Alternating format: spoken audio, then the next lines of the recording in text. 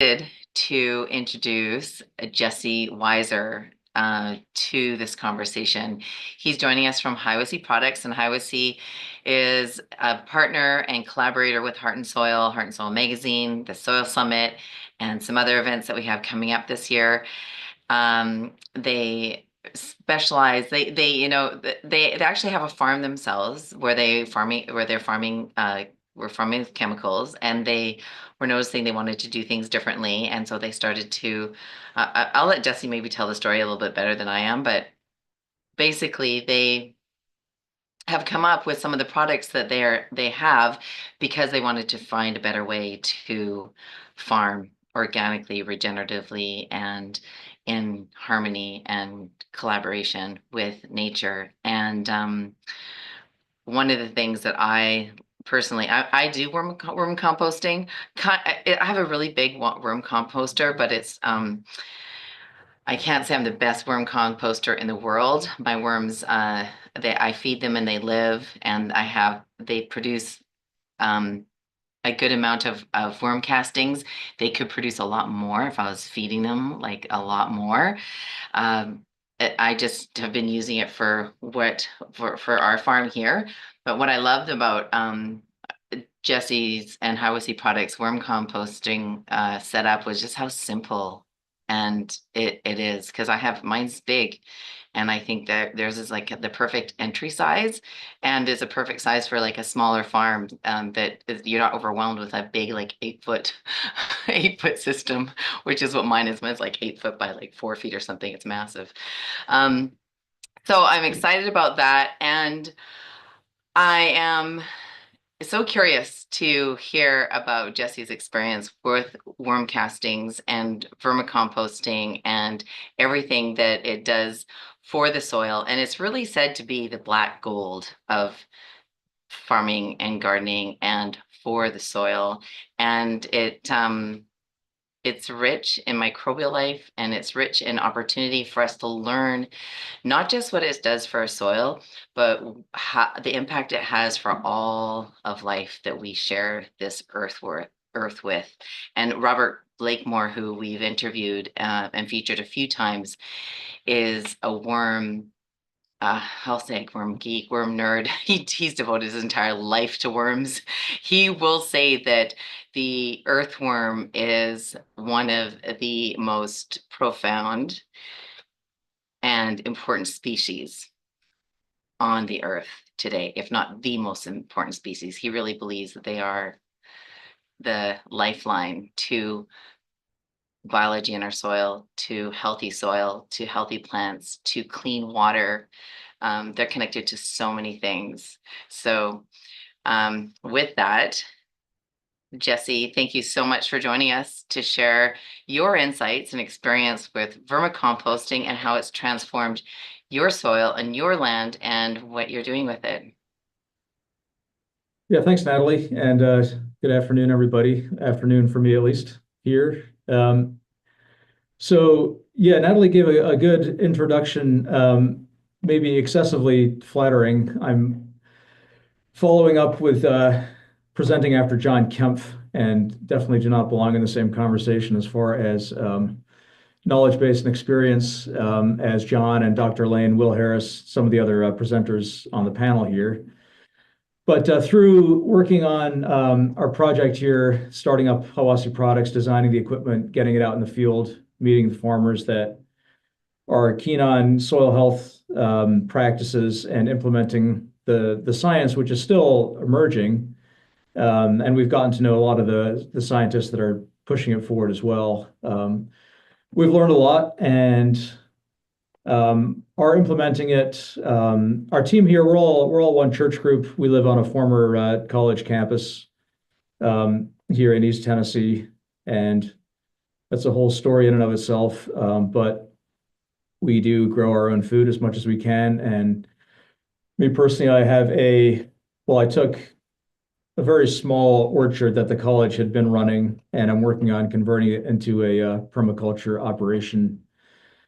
And ideally, worm castings and worm casting extract are the only inputs that I'll be using for that, and we'll see how it goes. It's a work in process. So The basic presentation that I'll do here, I've done a number of times with varying degrees of audience pre-knowledge about soil health and so on. I'm going to assume this audience has a bit more background on soil health in general. So I'll try to dwell kind of more on the practical aspects of vermicomposting, and please write down any questions you have as we go along. I think it'll be about half an hour, 45 minutes, and then we'll have as much of a conversation as possible. So I'm going to try to share my screen here.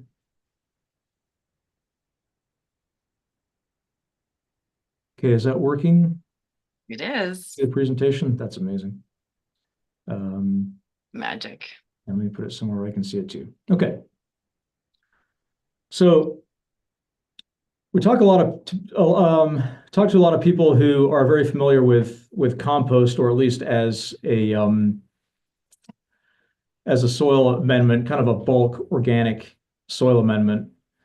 And to kind of differentiate between compost and vermicompost, obviously vermicompost is a type of compost, but you're kind of going for a few different things here, depending on what type of compost you choose.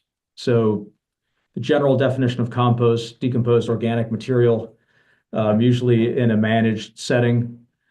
It's a very variable process. It can be hot, it can be cold. The outcome can be very different. We use the same word, compost, to describe a whole different range of materials.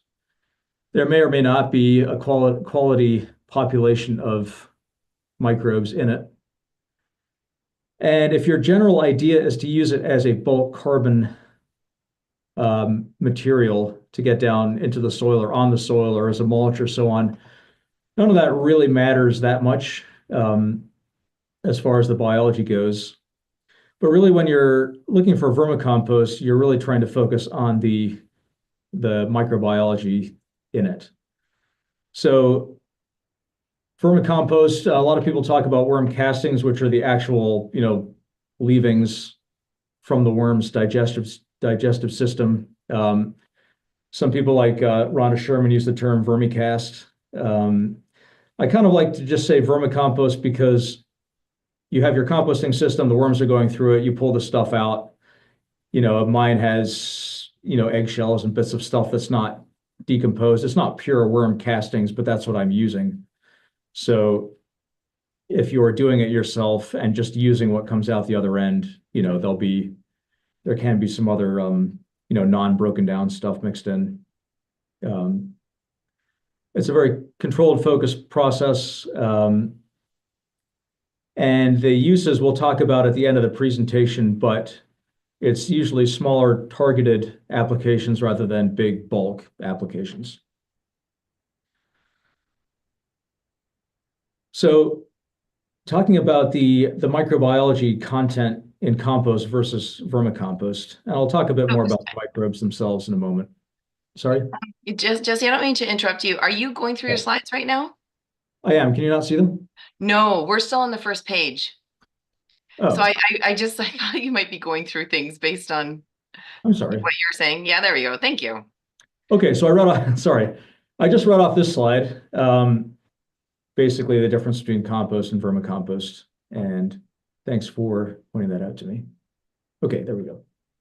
All right. So there's a recorded session here in the Soil Summit with Laura Decker from Microbiometer. And this is a reading from the Microbiometer tool looking at this is just from an urban farm in Chattanooga that I know. And they had a sort of municipal compost operation on site that they were using the compost from.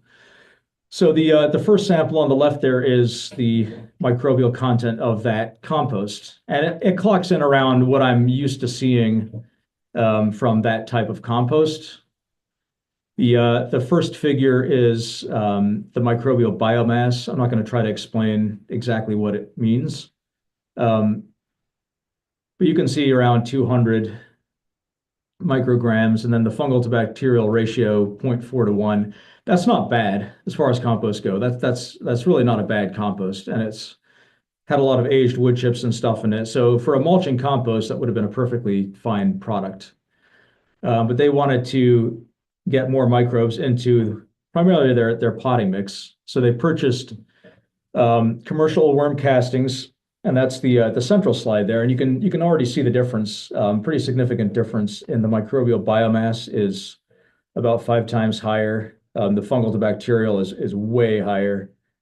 So that gives a bit of an indication of general compost versus vermicompost, what those microbial numbers look like.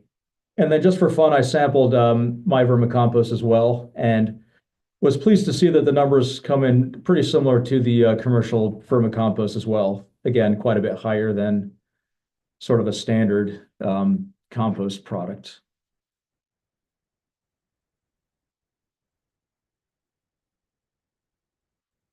Okay, I won't go too deep into this because I think most of the folks in this audience are pretty aware of microbes and their role in the soils. But there's kind of three main roles of microbes in the soil. The first one is that they assist the plants in their nutrition, especially their micronutrition, where instead of just absorbing synthetic nitrogen and so on, that the plants are fed, the microbes actually mine nutrients that the plants need from the soil. And there's a whole emerging science around the communication between the plants and the microbes, how plants message through their roots and root exudate production to colonize the microbes that they want right around their roots, and how the microbes provide the nutrients that the plants need through rhizophagy and things like that. I like to tell people, if you think like a plant, the plant wants to be healthy. It wants to be healthy itself. It wants its progeny to be healthy. Its progeny being its seeds, which are usually contained in the things that we eat, fruits, vegetables, berries, etc. The plant can't get up and forage for the nutrients it wants, unlike mobile animals. So it has to source all those nutrients from the soil. And without the microbes around to help it, it really can't access those nutrients, even if they're in the soil. The microbes are the ones that package those nutrients into plant available forms. So again, there's a lot of science about this that people can look up for more on that. I really love this picture. So this is one of our extractor customers out in central Washington, where they get 6 to 9 inches of rain a year, and they plant dryland wheat. So this is a 2-week-old wheat plant, and the amount of root development just after 2 weeks is unbelievable. So that's a plant that the seed was planted with a dose of vermicompost extract. So there's a population of microbes in the soil that the seed is dropped into. They help the seed germinate and then sprout the roots, and then all of the soil that's caked around the root system there is caked on by the sticky compounds that the microbes produce.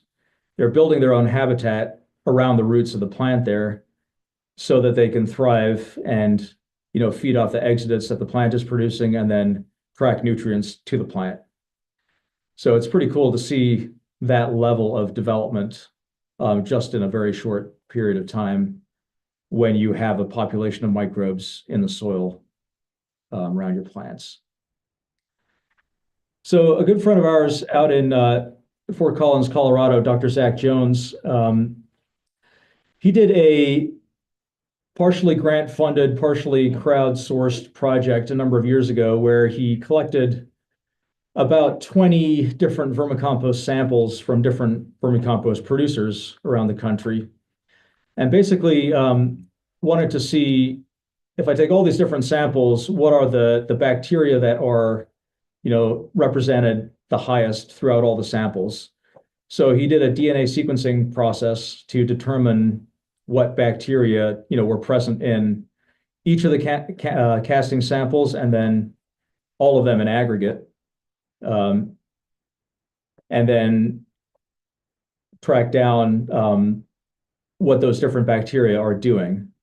So his general takeaway from the entire project was that no matter what the vermicomposting input was, and you can see the chart there, a whole different gamut of materials being used to feed the worms. Regardless of the worms are being fed, their castings are coming out with a very high level of the specific bacteria that produce plant promoting compounds, which basically means no matter what you're feeding your worms, you're harvesting your vermicompost, you're using it on your plants, you can expect a very high baseline level of results. You can tinker with it from there, but you don't need to have a PhD in biology to know exactly what to feed your worms when to get the best results. You're going to get good results no matter what you do. So the next slide is a more basic breakdown of the kinds of things that Zach found, and then also Rhonda Sherman as well in her description of the biology that you find in worm castings. So the bacteria and other and fungi and so on that are found in worm castings are producing these types of compounds, humic and fulvic acids that break minerals down into the forms that the plants use, gibberellins that promote seed germination, auxins, cytokinins that promote vegetative growth, reproductive growth, and then the glomalin, the sticky substance that helps to aggregate soil. So I guess the main takeaway from all of this is there is the science in place. I mean, this is happening in nature, and we're beginning to be able to observe it and document it and understand it better as to why worm castings are delivering such amazing results in plant growth.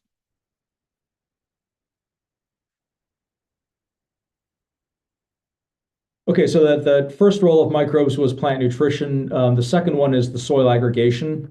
As you can see on that one root system, and Dr. Lane talks a lot about this, the microbes create their own habitat in the soil. They have these sticky substances that bind soil particles into like a sponge structure, which helps oxygen flow and carbon dioxide flow through the soil.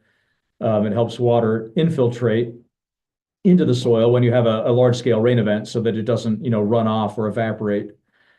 And then it retains water in the soil as well. So it almost seems too good to be true that healthy soil resists both drought and flooding. But that is indeed the case. And then the final function is the biodiversity element, where you start with your bacteria and fungi in the soil, and then the things that prey on those, and the things that prey on those, and on up to the point where if you visit, Will Harris is speaking at Soil Summit at a certain point, right? And so this is White Oak Pastures, and you can see the biodiversity above the ground. You see the egrets and the eagles, and it's a reflection of what's going on down in the soil, throughout the soil food web, to the point where you don't even have to dig in the soil to know that soil is healthy, because you can look around and see, those larger birds flying around. Okay, so moving from kind of the background science to the more practical side of vermicomposting. So my favorite thing to tell people about vermicomposting is that it's not hard to think like a worm to make your worms happy, because your worms think just like us. There's basically 5 things that they need. The one is a safe place to live so that they're not attacked by predators. There's a comfortable temperature range that they like, just like us, not too hot, not too cold. They need food, they need water, they need oxygen. The one thing that they don't like that we do is light, sunlight. When you lift the lid off your worm bin, they'll disappear in a hurry. They don't like the light. So let's look at these in a bit more detail. Oh, first, though, we're going to meet the worms. So a lot of people wonder, are these the same worms that you see in your garden? Are they native species, non-native species, et cetera?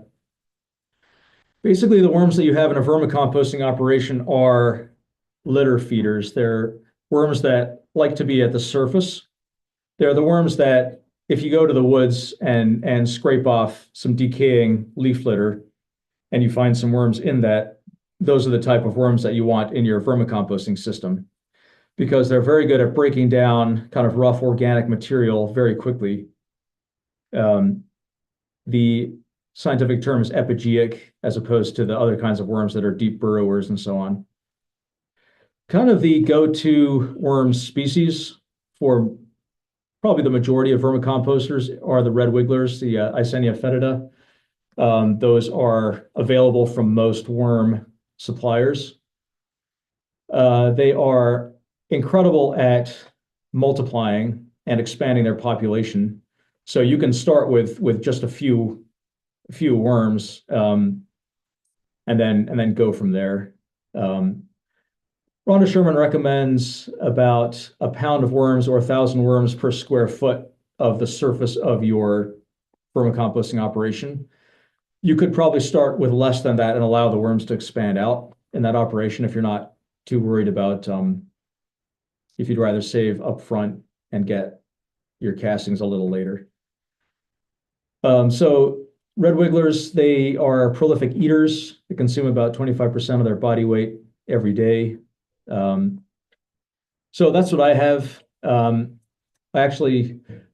got kind of a red worm blend from Uncle Jim's Worm Farm, so there are a few other species in there too. European night crawlers, African night crawlers, Indian blue worms are all different types that people like, and I'm not sure what the preference would be for one over another. I kind of went with the standard, and that's sort of what we recommend in general. And I'm happy with how my worms have performed. Okay, so how to keep them happy. So walking down that list of what the worms like, the best way to physically protect them is to have them in some kind of house, if you will, where there's physical barriers. If you just have them out on the ground in the open, they will be susceptible to predators as well as the elements. I've even heard one of the more common complaints we get about our system is that there's actual ways for rodents to get up into the box.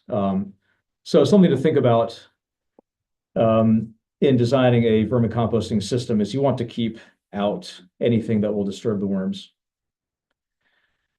Okay, the temperature is fairly crucial. Worms like about 55 to 80 degrees Fahrenheit, 13 to 26 Celsius.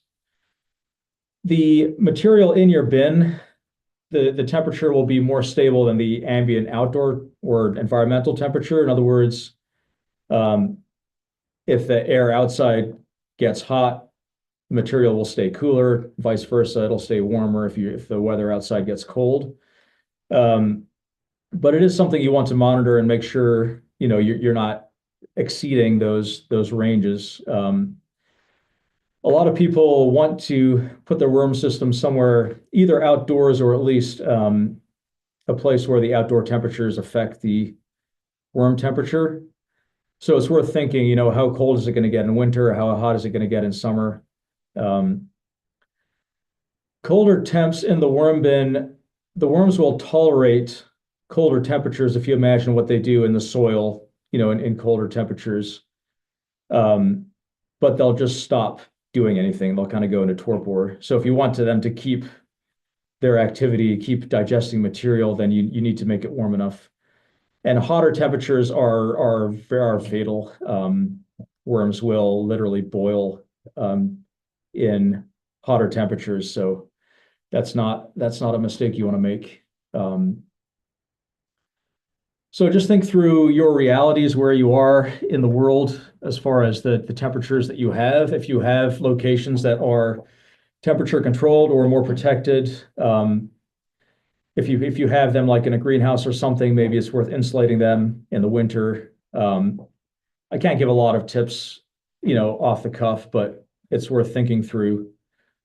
Airflow is pretty easy to maintain because the worms will create their own pathways through the material to get oxygen, and they like to be up at the top. The main thing to avoid is putting down a big, thick layer of wet material that could go anaerobic on top of the worms.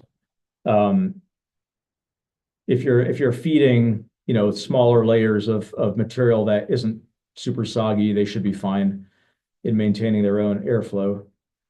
And then as far as moisture goes, moisture is very critical for worms. They bring it in through their skin. So if it gets too dry, they'll dry to death. 55 to 70% is kind of what you're aiming for. It's if you grab a handful of the material and squeeze it, you want to see just a drop of water running down your hand. You will get to the point where you can almost see it when you open the lid. The worms will be glistening. They'll be up at the surface, meaning that if it was too dry, they'd be burrowing down looking for moisture. I've gotten to the point where I can just lay my hand flat on the surface and I can feel that it's, good enough or too dry. Um, the best way to keep it moist is just to do as many light mist applications of water on the top as necessary. Some people will design an irrigation system into their worm bin and have it on a timer, and that works well too. But it's better to do frequent light applications at the top than, come in with a watering can and dump a lot of water in. Because if the material gets too wet, it'll also fall out the bottom. There's an interesting conversation about leachate, about the water that will flow through your bin and collect at the bottom. Rhonda Sherman recommends disposing it because it could go anaerobic if it's left for any length of time. It could have heavy metals in if you have that stuff in your material. That's kind of what we recommend. I have heard of people who say, "Oh, I collect it and I go and use it and everything works fine." So I'm not going to make a binding statement either way on that, but just be aware that there can be some issues with that. Okay, then what to feed the worms? The final point is food. Really, again, here's your list of inputs from Zach's study. Pretty much anything organic the worms will consume. It might take a while. Again, your considerations, you want something that's available for you locally. You don't have to truck it in. Low cost, preferably no cost. A big one for me is something that's systemizable, meaning if I want to feed my worms every week, I want, 10 pounds of material every week on a steady basis, not big piles that sit around forever or, scrambling because I've run out of stuff to feed them. So something that's kind of sustainable, repetitive. If you have a good moisture level in the material that you're feeding them, that's ideal. It will prevent you from having to either, sit there and let all the water drain out of the material if it's too wet, or add a lot of water in later. If you want more fungi in your worm castings, kind of aged carbon materials will help you get there. Aged wood chips are good, although they don't break down very quickly. I love leaves. Leaf litter is amazing worm food. And then you can mess around with adding different things together. I'll explain what I do in a moment, because the best option is, and I'm kind of cheating with this one, the best thing to feed your worms is something that's already at least somewhat broken down. So anything somewhat pre-composted, does not have to be finished compost.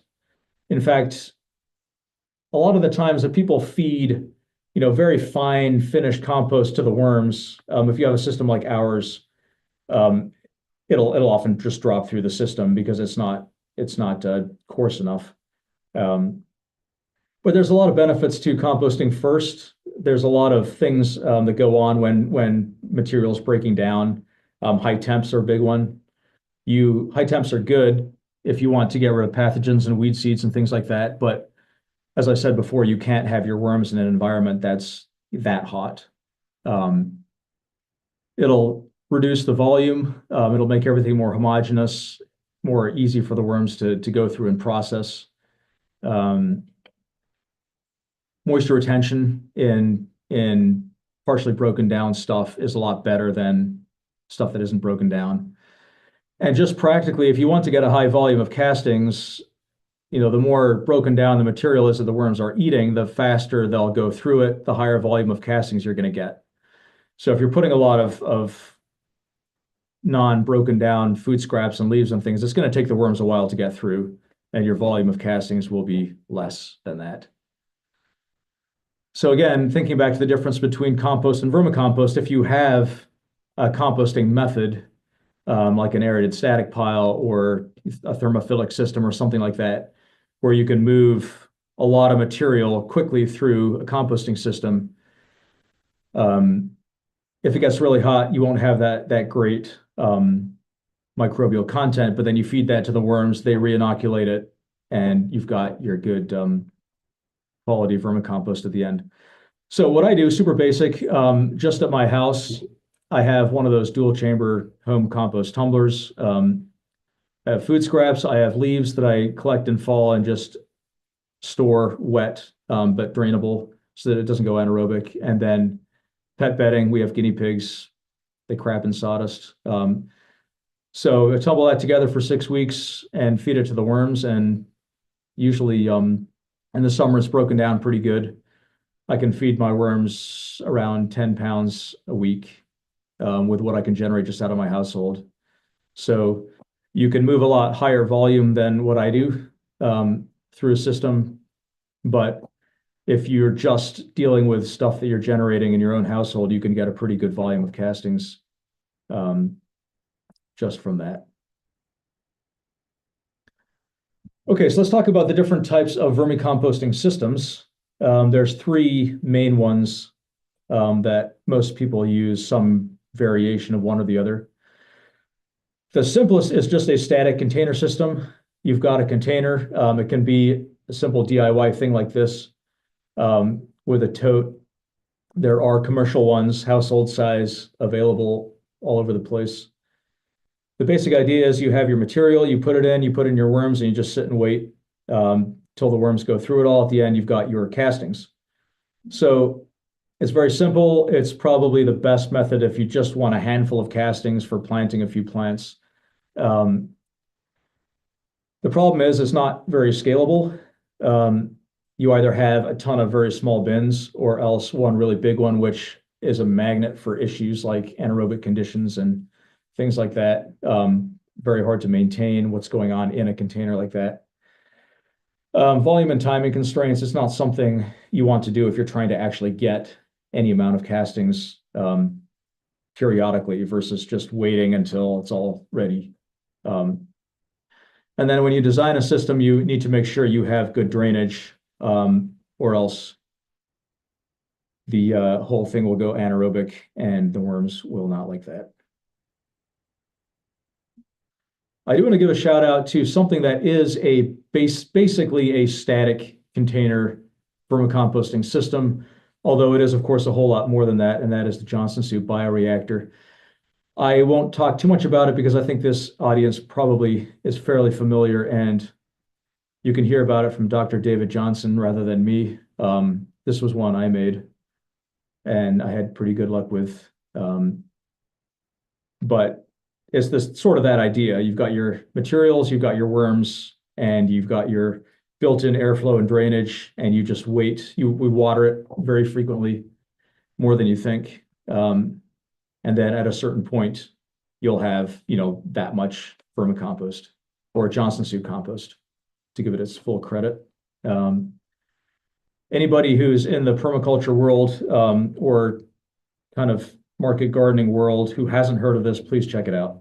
It is awesome. And high fungal compost is what you're after with the Johnson Soup. Okay, on the other end of the spectrum, many of the larger scale commercial vermicomposting operations use the wedge system, which allows for material handling with equipment. This one in the picture is from Michigan State University. They've got it in a greenhouse so that they can run it all year. And the basic idea is you start with your material up against one wall, you add in your worms, and then you keep adding fresh material to build out the wedge. as you do that, the worms will move into the fresh material, leaving finished castings behind. And so once you've got your wedge built out large enough that you can get your skid loader to come in behind and harvest the castings, and then you work it to one side of the space and then work it back to the other side of the space. So it's a good system for large scale operations. Most people that are doing this are selling bulk castings commercially. Most people don't have this kind of space, this kind of equipment, this kind of volume of material just to use in a farming operation. I guess farmers would have the equipment, but it's also somewhat time consuming if you're trying to do a lot of other things.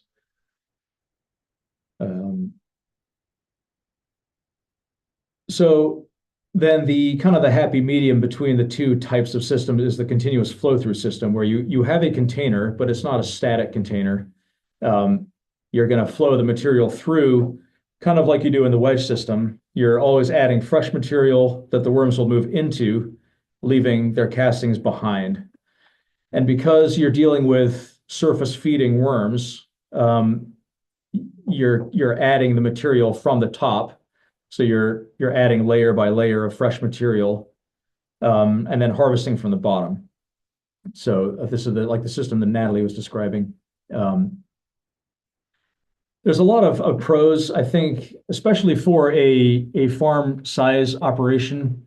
You've got mid-scale production where you're not dealing with tiny little totes, but you're also not dealing with huge wedges. And you can scale a system like this, however big you want, depending on the volume of castings you're looking for.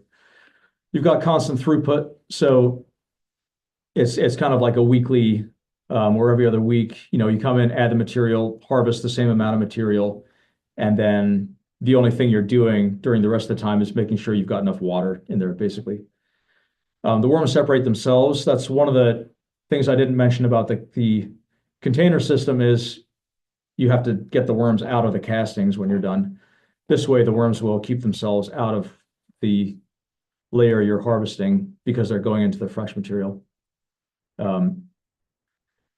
It's as easy as possibly is to maintain productive conditions to get your moisture content right, because the floor is open. Excuse me, the excess water will drain out. So you're feeding the top layer, you're moistening the top layer, and it will take some fine tuning. Every person that does this has to figure out the system that works the best for themselves, but you can get to the point where you're running the system very, very easily with very little effort on a regular basis. The downside to a system like this is that it is, I can vouch, very difficult to design a good harvesting system on the bottom. I've heard many horror stories from people who have used kind of like a winch and cable system to pull the cutting bar back and forth. A few people didn't realize they had to use stainless and the cables rusted, and then you had to dig out the whole thing and start from scratch. Or if you're running a cable back and forth, the blade can ride up kind of in the middle of the bin. So you want to make sure you've got it on a track that runs along the bottom. So it took us quite a while to design the system that we have, which has worked pretty well. But just know that if you want to make a DIY continuous flow through system, do your homework and maybe get to know a few engineers because it's tricky to get it right. Okay, now we get into the really fun stuff. How can you leverage your vermicomposting system to add in the other stuff that you want to do? There's lots of other practices that are, to a greater or lesser degree compatible with vermicomposting.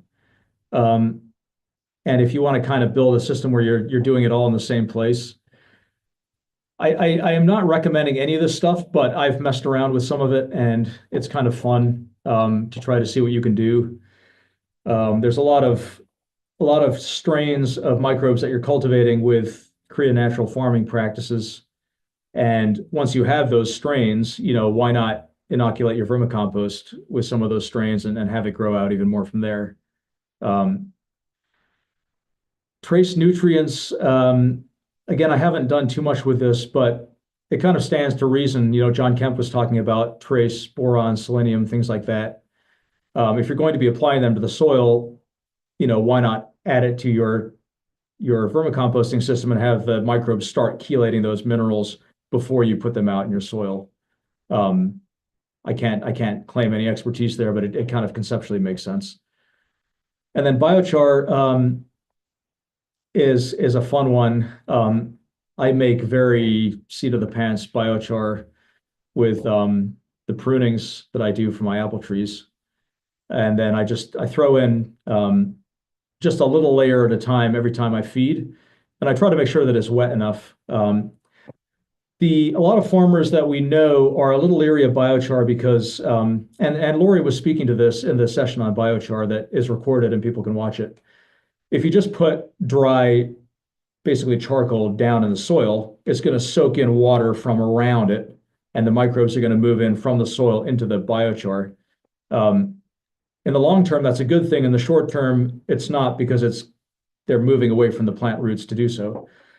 So if you pre-inoculate your biochar, you're that much farther ahead. Make sure it's wet enough so it doesn't draw water in from the soil. And it's got microbes in it. And doing that in your worm bin is a great place to do that. You might need to water a little bit more to make sure your biochar isn't drying out the whole bin. What I've discovered, and this is just one of those things that you learn as you go, in the summer, the water tends to evaporate. So I don't usually do a lot of biochar in the summer because I don't want to do lots of extra watering. And also in the summer, I'm using my castings, my vermicompost to make extracts out of, in which case you don't really want biochar in there because it'll soak all that stuff into the solid material. That's your spent product when you're making an extract. But in the winter, it'll hold moisture a lot better. And I'm getting ready for my spring plantings where I'm using more solid state vermicompost. So I tend to do biochar more in winter than in summer. So this is one of these things where you decide what you want and fiddle around a bit and see how it goes. Okay, so applications of vermicompost. If you're going to just use it as a solid state application, again, it's not like compost. There's no point putting out in bulk at the surface of on the surface of your soil. The sun can kill a lot of the microbes that are in it, which you want down in the soil rather than on top of it. So you're not looking for a big bulk organic product on top of the soil. You want to think about how to get it down into the soil around the roots of your plants. That's where you want it. So one of the best ways to do that is to mix it in with your potting medium if you're seed starting. Or if you're planting plugs or bare root plants, just take a handful of vermicompost and throw it in, around the root level as you're planting. A little bit goes a long way. The 10 to 25% is the recommended amount there of the total material. So you don't need to be planting plants into vermicompost, and it's probably not a good idea to do that. There's a balance to everything. And then liquid applications are, if you're not disturbing the soil to plant and getting the castings in that way, liquid applications are the best way to get those microbes down into the soil. And there's two basic liquid biological applications you can make from vermicompost, either a compost extract or compost tea. The basic difference between the two, and I like to make sure people know this, at least the language that we use, because there's not a huge universal consensus on this, but with a compost extract, you're taking the microbial population in the vermicompost, and that's the population that you have in your liquid. So if you have 1,000 microbes in your vermicompost, you've got 1,000 microbes in your liquid, give or take. With compost tea, you're trying to explode the population. So if you have 1,000 microbes in your vermicompost, you're going to have 10 million in your compost tea. That's the basic difference. And so when you make your tea, you're bubbling it, adding oxygen, you're adding food for the bacteria to consume and grow out in population. There's a couple reasons why we generally recommend, and this is very, very rough recommendations. Extract is really good for an in-soil application, and tea is better as a foliar application. It was cool. I was chatting with Robbie Gass, shout out Robbie, and he was saying the same thing. So it was cool to hear it from someone who has more experience than I do. But the soil is where you want the diversity of the population. Let me just jump one slide ahead here to illustrate what I'm talking about. So this is another project that Zach Jones did with his DNA sequencing. He took a vermicompost sample, ran the DNA sequencing on that. That's the sample on the left there. The colors represent the different strains of bacteria. So very biodiverse. Then he made an extract. He worked with Troy Hinkie. You can look up Troy. He's a compost tea guru. They made an extract from it, sampled that. It came out looking almost identical to the parent material, as you'd expect. And then they made a tea, and what they discovered was there's certain strains, when you're making a tea, there's certain strains of bacteria that you're feeding. You're not feeding all of them. If you're feeding molasses, a certain strain is going to consume that and so on. So you gain the population of microbes, but you lose the proportional biodiversity. So our general recommendation is in the soil, you want the biodiversity, you want it to infiltrate better because tea is thicker, you've added molasses, all this stuff, and there's more microbes in it, it's more viscous, it's stickier, it'll infiltrate, not as well as extract. So extract is good for the soil applications, and then tea is very good for foliar applications because the basic point there is you don't need a lot of biodiversity. You just need a good strain to outcompete the bad strains. And here you have this sticky, viscous product that'll stick well to leaf surfaces. So not hard and fast rules, but some general pointers. I do want to point out, this was one of our first experiments with vermicompost extract. As we were prototyping our compost extractors, we had to make a lot of extract. And so there was just a patch outside our testing area.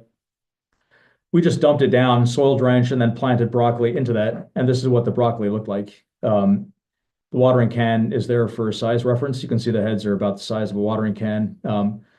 You can probably count on one or two fingers the holes in the leaves from insect damage.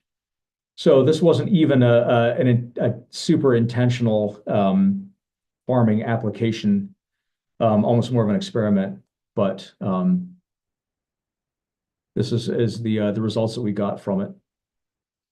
So Natalie mentioned at the beginning, yes, we are, our population here, we're working in this manufacturing business. We're trying to grow as much food as we consume ourselves. But we don't have the years and years and years of doing this exact process where I could sit and tell you, here's a portfolio of good results that we've done by doing X, Y, and Z. So we're trying to work a lot with people who have been in the field, who have done this over a longer period of time, who have the results, especially data, because a lot of our customers, they're farmers, they're busy, they love the results they're getting, and they'll tell you anecdotally what they're seeing, but they don't have the time or the bandwidth to go and measure a lot of data and then report that down. So we're trying to build a bit more of a portfolio that illustrates this, and we're working with Natalie and Leslie to put together a regenerative resource guide to this whole process, vermicompost, extracts. So hopefully within the next year, we'll have that available, and we'll draw in expertise from the experts, which I'm not one of, on the scientific side, and then case studies and things like that, data. So it's all been a very exciting journey for me personally and for our team to kind of get here, to get our feet wet and then get pretty much fully immersed in this whole field. Um, so, and again, I can tell you what I do with my worm bin, but my takeaway message would be, you know, whatever your realities are, you can do some level of this. And, you're going to have to figure out what it is in your context, what you're trying to get out of it, what you can manage. Um, but you can expect to get some good results from this, not because it's voodoo, but because you're tapping into the way science, in my belief, was designed to work in plant growth, in food production, in soil, plant, and human health. So give this a crack and see how far you go. I just want to leave this last slide up. So I've referenced Rhonda Sherman a few times. Her book, The Worm Farmer's Handbook, is our go-to recommended resource. You can get it on Amazon or anywhere else. She just retired from NC State, but she had several decades of experience vermicomposting. She's traveled the whole world looking at different operations and talking to people, and she has multiple design ideas and case studies of vermicomposting operations all over the world. So if you want to get into this in any depth, that's a good place to start. So Natalie, that is about all that I had prepared. That's awesome. Thank you. My microphone was off. Thank you so much, Jesse. That was super insightful. And I loved how you walked us through the different types of vermicomposting and the different types of worms that people can use, because I think that's often people wonder about that. And even, I mean, even as I've been playing around with worms, I mean, since I was a little girl. Uh, I've done vermicomposting on small scales like throughout my lifetime. And I have this like massive bin, which I started babysitting a year ago. It was just supposed to be for a short time, but I've had it for a year now, and all the worms are still alive. So we're winning. And we had minus 20. I'll just say we had minus 20, like minus 17 last year for 2 weeks in a row, and they survived. I was like, my heart was just like going. So and it's cold again, and they're still there. They're just like digging down a bit deeper because they're in a hoop house, so they're protected a little bit from the elements, but they're still surviving. And I just want to encourage anybody on this um in this session and listening to this. If you haven't done vermicomposting before, I just encourage you to get started. It's just like learning how to compost. Just get started, get your hands in the soil and see what works. And worms are actually really friendly, and they're forgiving. And and if it's not something can feel like you can do on your own, then maybe it's something you can share with friends, like my sister's sharing hers with me. Um, there's some questions here. So there's some good questions. Yeah, Let I could, sorry, I'll just kill my screen share. Okay, thank you. Good idea. Are there any issues with non-native worms? um, let's see what it says in Rhonda's book. I mean, the species that people sell are like African night crawlers and European night crawlers. So the theoretically, because it's a different type of worm and a different operation than you're doing in your garden, you want to try to keep your vermicomposting operation and your garden in two separate silos. I guarantee that some of my worms from my composting system have gotten into my plantings, and I have yet to hear anybody reporting any actual issues with that kind of thing. You hear horror stories from the Forestry Service about worms getting into native soils and wreaking havoc, but it's hard to imagine on the scale that I'm doing anything that there's going to be any issues. So the answer is probably, but I wouldn't really be able to weigh in too deeply. Okay. I'm just scrolling through this chat, and I'm so excited to see all the people from around the world. Uh, I've seen like Hawaii and Morocco, the Czech Republic. Um, Worms are friends. Elias asks, are you familiar with any data on inoculating a regular compost pile with vermicompost? Is there an effective ratio for vermicompost to regular compost? He's saying he assumes an extract would be the most effective way to integrate the vermicompost biodiversity, I'm guessing, into the compost pile. I know people that do that. I haven't necessarily seen any data.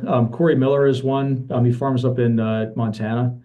You can look up his stuff on YouTube. He's very knowledgeable.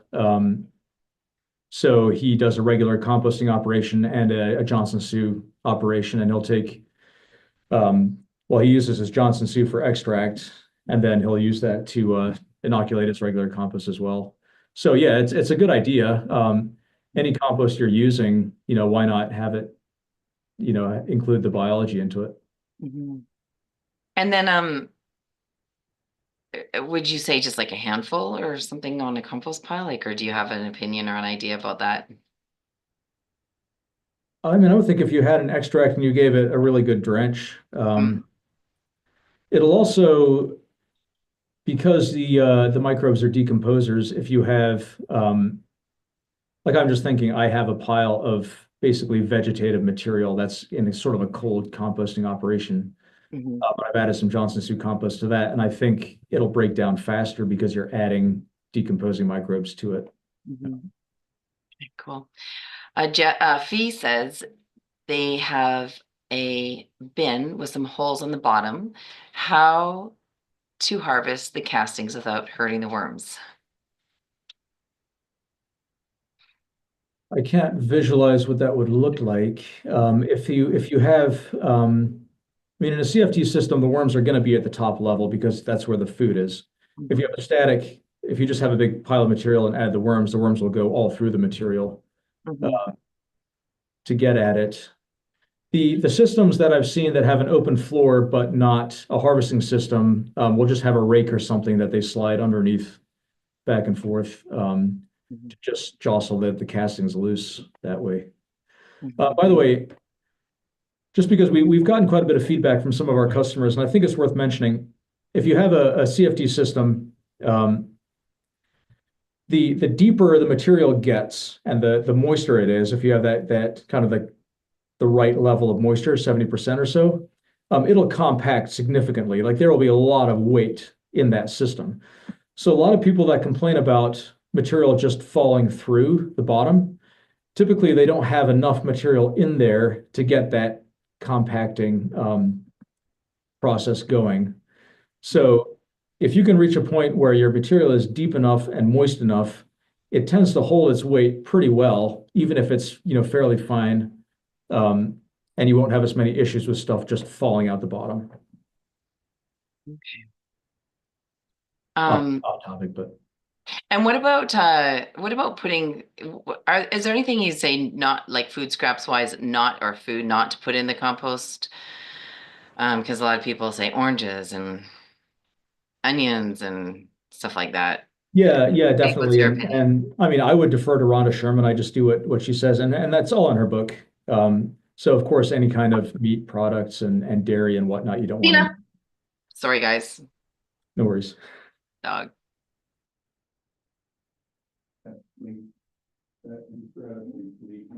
I even though I typically put in pre-composted material, the worms love fresh fruit scraps, coffee grounds. I've dropped in like half a pumpkin and they love it. Watermelon rinds, stuff like that. So even if you're giving them mostly pre-composted stuff, those raw food scraps can be like a treat for them. You just don't want a big thick layer of it that's going to break down and go anaerobic at the top of the bin. But if you're kind of mixing it in with the rest of your compost, the worms will go nuts over that.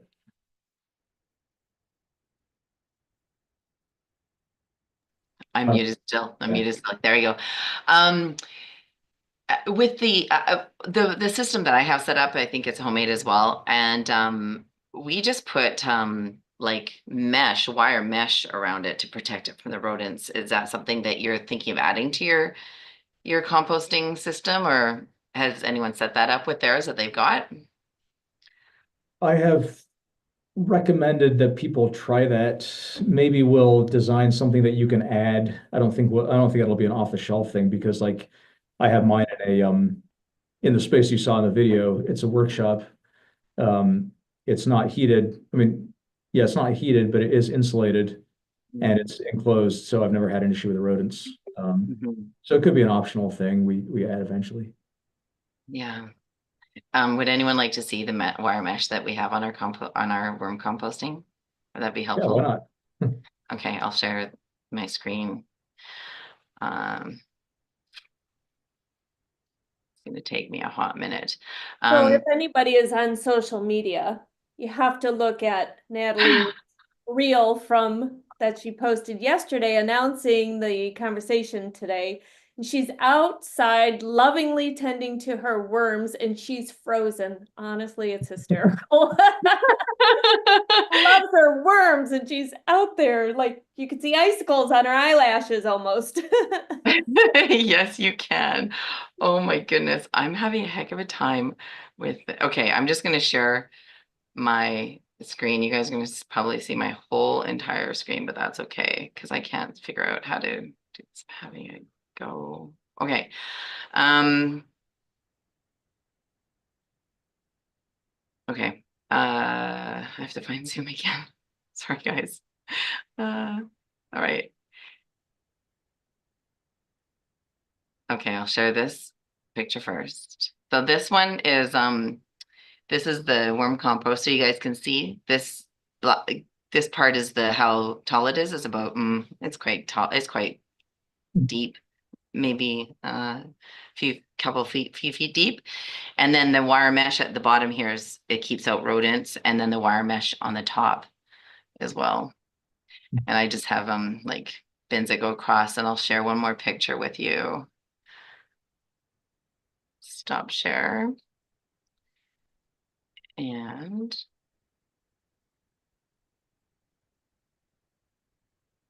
hmm, this is so fun. Okay, how do I do this? This is it. Okay, this is it. Share. There we go. This is the top of this here is the top of the worm bin. So I just have like pieces of wood with wire mesh on top of it. And then you can see the white, there's a white, this like corrugated plastic, I guess it is, that's covering the bins, and there's all the scraps in the paper. But with well, sorry, just a second.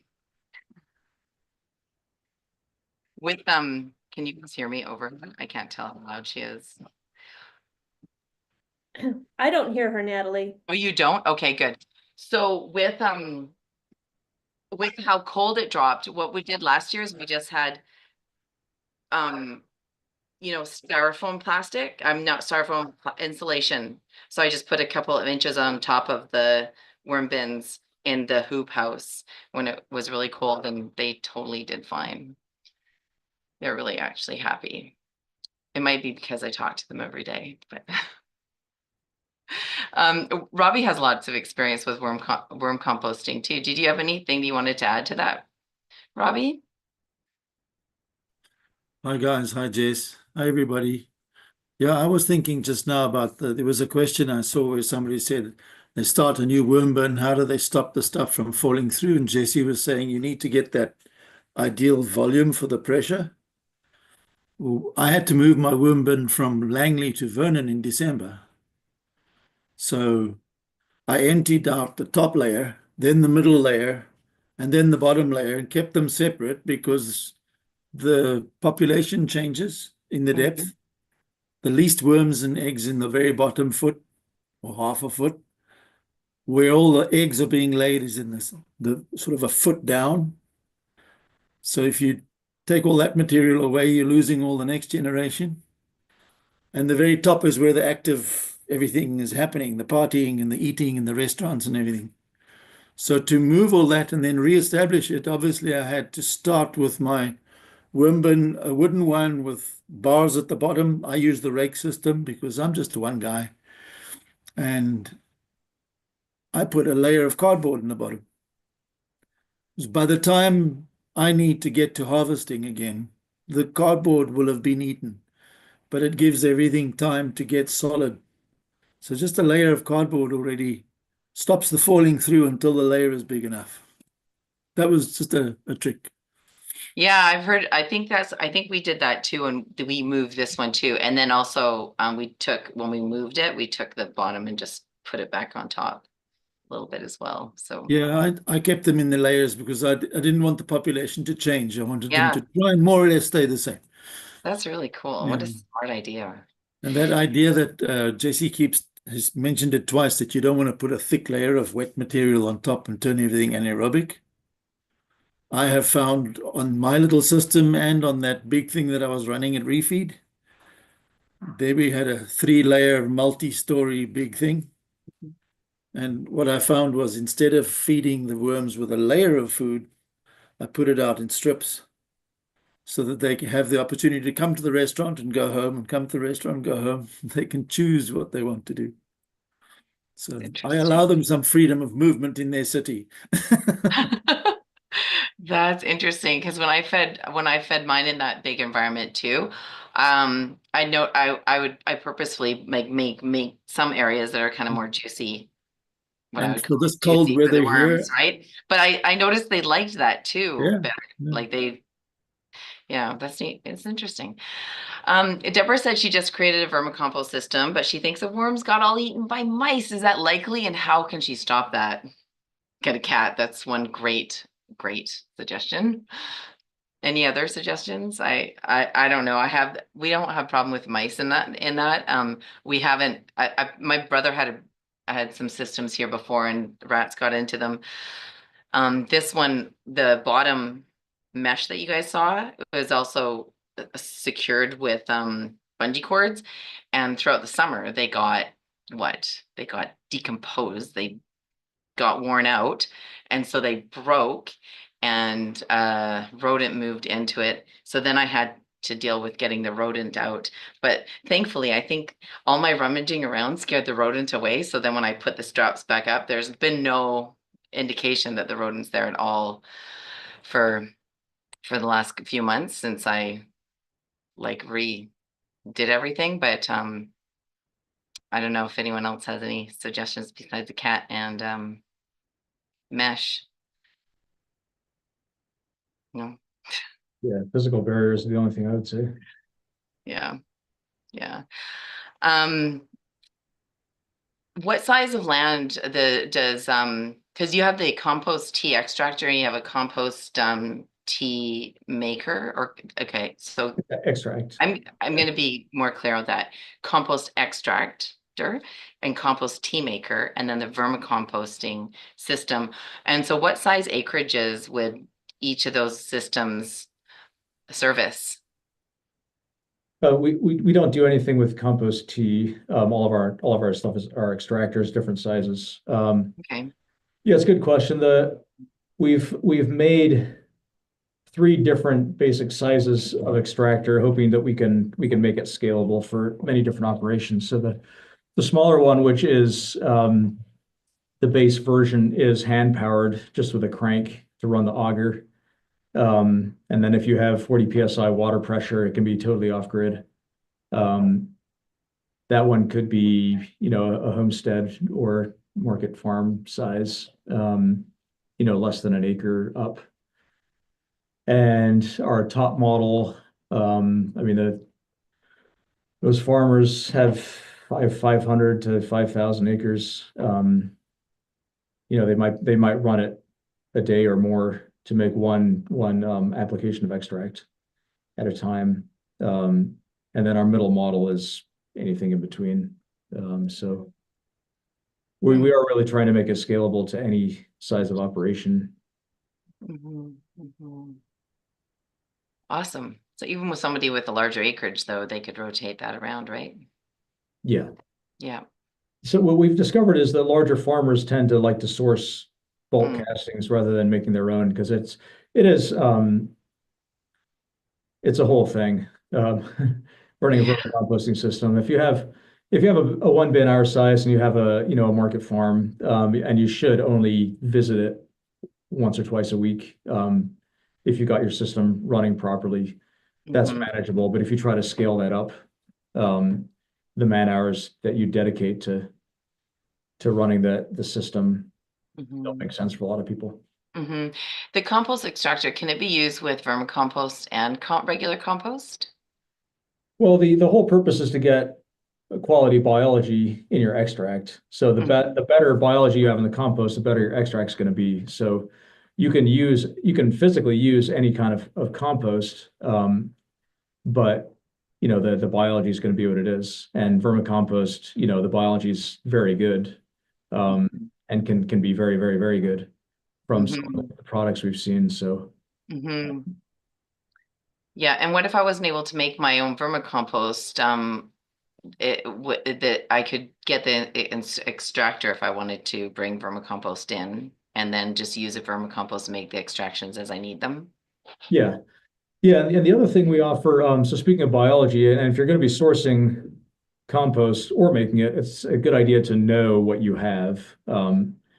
And a good way to do that is to look at the biology under a microscope. And you can see, especially if you take like a course from Matt Powers or Dr. Elaine, and you get trained on how to identify the microbes in the compost, you can tell very quickly looking at it, um, is this a high quality product or is this devoid of biology? Um, Mhm. And how long will harvested worm castings biology be viable? Like, is there an expiry date on harvested castings, or do you know? um, It's a good question. I know people that have had castings sit around for a year or two and use them. I don't know if they lost some of the biology during that time. You don't want them to dry out, although a lot of the life will kind of just go dormant if it sits around for a while, even if it gets a bit dry. You definitely don't want it to get too wet. So store it in a nice, cool condition, and I think, I think you can safely say 6 months isn't going to make that much of a difference. But you probably don't want to stock up for a 3 years supply, in one shot. Right. Right. And if you have a larger bin, would it be better to let the castings build up on the bin and harvest when you're ready to use them in the spring or summer? Like, just keep building, building, building, building. Or even as a home gardener, right? If we have your like a smaller system or something in between like your system, um, would you let them build up and then harvest them at the like in the spring when you're ready to use them? I mean, it really depends on what you're trying to do. If you're trying to avoid storing them outside the bin for a longer time and you don't have a high volume you're trying to get out, um, I like to fill my bin up until it's fairly close to the top because then you have that compacting effect, which makes it a lot easier to run the system. But then sometimes I'll harvest, enough to drop the level, even 12 inches, not enough to have stuff falling through, Mhm. or to get down into that layer that Robbie was talking about where the worms are actually living and Mhm. eggs are and so on. But yeah, if you have 20 inches deep of material, you can probably harvest, 12 inches from the bottom of that. Mhm. Um, And and what do you find is the most common mistake people make when making compost tea extracts or using them? well, again, and I'm sorry to keep beating the horse, Natalie, but tea and extract are two different things in our minds. Yes, Uh, I'm sorry. yeah, You're right. and tea is a lot more volatile, therefore it's easier to screw up. I'm not saying like someone who knows what they're doing with compost tea can be as competent doing a tea as an extract. Um, but there's a window that beyond that window, it'll go anaerobic and then it's the opposite of helpful. For Mhm. extracts, I can't say that I can think of a huge mistake that people have made. I think most of the people that are doing it have done their homework. It's a very interesting field to be part of right now because most of our customers are kind of your early adopters. Taking this, which has existed as kind of a smaller scale fringe thing for several decades, but now applying it to large scale ag. Um, there's not really a blueprint for that, but there are enough case studies of people doing it successfully that they can replicate and then maybe improve on. Um, but the people that want to take that leap are going to, they're going to self-educate. They're going to buy into the science. They're going to know what they're talking about. They'll probably take a course like Dr. Elaine so that they can get their own microscope, and quite a few of the farmers have done that before they've purchased an extractor. So they tend to be as well informed as the information that exists. Yeah, And so forth. I'm glad you answered that question with referencing compost tea and how vulnerable it is making compost tea, because it can go bad really, really fast. And I don't have If it, I don't have any experience with teas. I've only yeah, done extracts, so I yeah. can't.